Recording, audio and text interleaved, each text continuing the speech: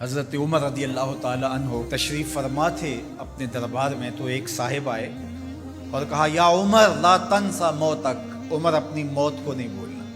یار بھرے دربار میں کسی کو یہ بات کہی جائے تو اس کا رد عمل کیا ہوگا، لیکن حضرت عمر رضی اللہ تعالیٰ عنہ یوں کانپنے لگے جس طرح بید کی شاخ کانپتی۔ اس کو قریب کیا، محبت کی، کہا اگر تو روز آ جایا کرے اور یہ جملہ مجھے کہا کرے تو تیری مہربانی ہوگی، مہینے کے بعد مشاہرہ بھی دیا کروں گا۔ روز آتا ہے، بھری مجلس میں کہتا ہے عمر موت کو نہیں بھولنا۔ ایک دن وہ آیا، آپ نے اسے بلایا، محبت کی اور اس کو مشاہرہ دیا اور الوداع کہنا چاہا، تو اس نے کہا کہ میرے سے کوئی گستاخی ہو گئی؟ کہا نہیں، کوئی ایسی بات نہیں۔ کوئی اور شخص آنے لگا؟ فرمایا نہیں۔ تذکیر موت کی ضرورت نہیں رہی؟ فرمایا نہیں، ایسی بھی کوئی بات نہیں۔ تو پھر مجھے چھٹی کیوں دی جا رہی ہے؟ تو حضرت عمر رضی اللہ تعالیٰ عنہ رو پڑے، داڑھی پہ ہاتھ رکھا، ایک بال الگ کیا، کہا یہ دیکھ میری داڑھی میں سفید بال آ گیا، اب تیرے آنے کی ضرورت نہیں ہے، یہ بال ہی مجھے موت یاد کرواتا رہے۔ ہماری تو پوری داڑھی بھی سفید ہو جائے نا۔ میاں صاحب بولے ہڈیاں کمبن گوڈے کھڑکن تے اڑ گیا لک تیرا، ہڈیاں کمبن گوڈے کھڑکن تے اڑ گیا لک تیرا، اجے بھی بدیوں باز نہ آئیں جیو مرد دلیرا، فما اصبرہم علی النار۔ اللہ قرآن مجید میں فرماتا ہے لوگوں کا آگ پر کتنا حوصلہ ہے، کتنی ڈٹائی سے، دلیری سے کہہ دیتے ہیں یہ جہاں مٹھا اگلا کس نے ڈٹھا۔ جب ہم کسی کے جنازے کو کندھا دیتے تو ہم سمجھتے ہیں اسی کے جنازے کو کندھا دیا، یہ نہیں سوچتے کہ یہ وقت ہمارے اوپر بھی آنے والا ہے۔ خیر کن فلاں و غنیمت شمار عمر، زاں کے بیشتر بانگ برایت کے فلاں نماز۔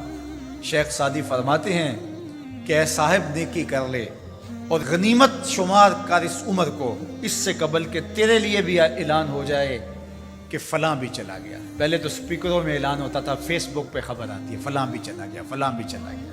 اس سے قبل کہ یہ آواز آ جائے، یہ اعلان ہو جائے، یہ خبر مشتہر ہو جائے کہ فلاں بھی چلا گیا، تو یہ خبر آنے والی ہے، آج نہیں تو کل، کل نہیں تو پرسوں۔ تو کہا کثرت کے ساتھ موت کو یاد کرو، اس سے تمہارے دلوں کا زنگ اترے گا، تم اپنی آخرت کی طرف متوجہ ہو گئے۔ اور دوسری بات ارشاد فرمائی وَتِلَاوَةُ الْقُرْآنِ، اور قرآن مجید کی تلاوت کرو۔ قرآن مجید کی تلاوت اگر تمہاری زندگی کا معمول بن گیا تو تلاوت ایسا نور ہے جو دلوں کے زنگ اتار دیتا ہے اور اللہ کی معرفت کا رنگ چڑھا دیتا ہے۔ اس لیے دو چیزیں دلوں کے زنگ اتارتی ہیں، ایک کثرت کے ساتھ موت کو یاد، اس کے لیے کوئی نصاب نہیں پڑھنا پڑتا، کسی کے پاس جا کے بیٹھنا نہیں پڑتا، یہ خاموش مبلغ ہے، اس مبلغ کو سننے کے لیے سفر کر کے نہیں جانا پڑتا، اس کو کسی ٹیپ ریکارڈر کے اندر محفوظ کر کے کان کے ساتھ نہیں لگانا پڑتا، کوئی بٹن آن نہیں کرنا پڑتا، اب لائٹ ہے اب سن سکوں گا، اب لائٹ چلی گئی اب نہیں سن سکوں گا، اس کے لیے کوئی وقت متعین اور مقرر نہیں ہے۔ یہ ایسا مبلغ ہے، یہ خاموش واعظ ہے، جب چاہو اس کو سن سکتے ہو۔ تو کثرت کے ساتھ موت کو یاد کرنا یہ تمہارے لیے دلوں کے زنگ اتارنے کا سبب۔ اور دوسری چیز ارشاد فرمائی وَتِلَاوَةُ الْقُرْآنِ، اور قرآن مجید کی تلاوت۔ جب قرآن مجید کی تلاوت معمول زندگی بن جاتی ہے تو دلوں کے زنگ قرآن مجید اتارتا ہے۔ اس سے بہتر دلوں کو پاک کرنے والی اور چیز ہو کیا سکتی ہے؟ اللہ کا کلام ہمارے پاس موجود ہے۔ اس وقت کسی امت کے پاس، کسی قوم کے پاس منزل من اللہ کتاب اصلی صورت کے اندر موجود نہیں ہے۔ تحریف راہ پا گئی، لوگوں نے کتابوں کے اندر اپنی خواہشات کو شامل کر دیا، مشکل چیزیں نکال دی، ان کے اندر بہت گڑبڑ کر دی، لیکن قرآن مجید کسی زیر اور زبر کے تغیر کے بغیر صدیوں قبل جو سینہ محمد صلی اللہ علیہ وسلم پہ نازل ہوئی تھی آج بھی اسی طرح موجود ہے۔ ایک زیر اور زبر کا فرق بھی نہیں ہے۔